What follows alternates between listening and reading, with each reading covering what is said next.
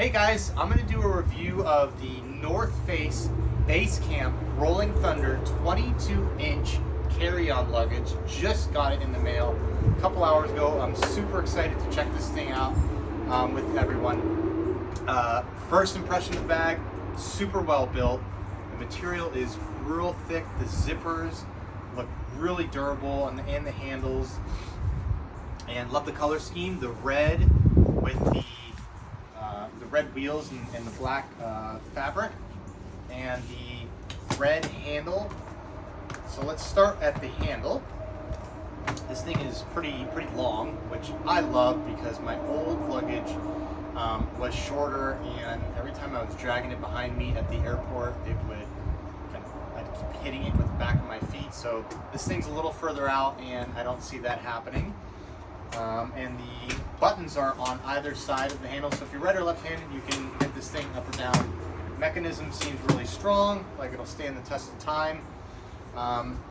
We start at the back, there are some guardrails here if you set it down, a spot to put your business card or information in case it gets lost. On the bottom, there's a stopper here to keep it from being upright. You notice there are only two wheels. So it's not a four-wheel piece of luggage, so you can't have this thing standing up and rolling, which I'm fine with. I wanted a more durable wheeled system because when I'm traveling abroad, overseas in a country with like a lot of rough cobblestone or dirt and rocks, this thing will go over everything with ease.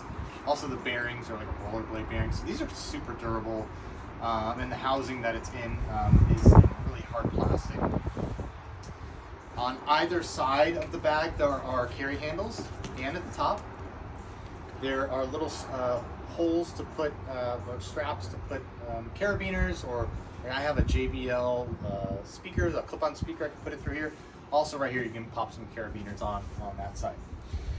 Okay, as far as the pockets, on the top, there is a pocket for your personal item, and here's a little thing for your keys you can pop in here. This is a felt lined soft material, so if you have your sunglasses in there, they won't get scratched up, or anything of value like a watch is pretty protected in there.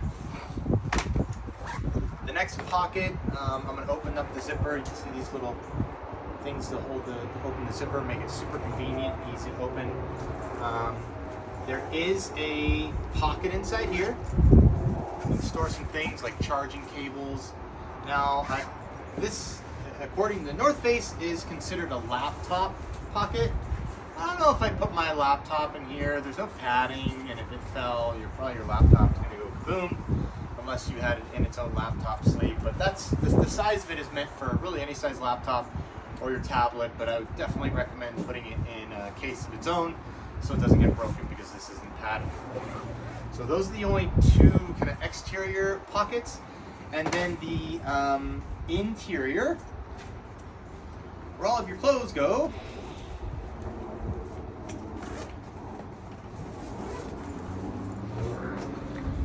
is one big, huge area. There is a separate compartment right here with some netting. I'm probably putting some dirty clothes or whatever I wanted separated out. And it looks like you can even just X-nay that and tie this up if you didn't want to separate those and get a little more space going in there. And then the main area is pretty large.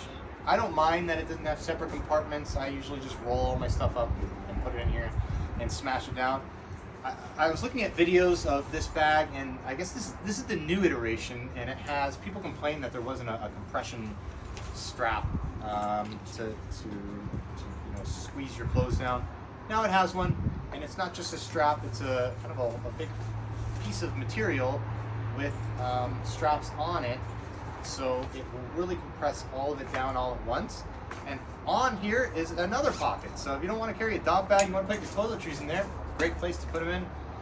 Once you pack everything up, you can just clip it down.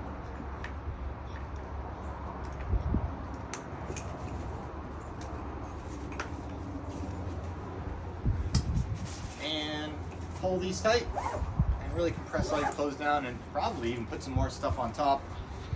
Close this bad boy up and you're ready to go. So just from what I've seen so far, I'm loving this bag.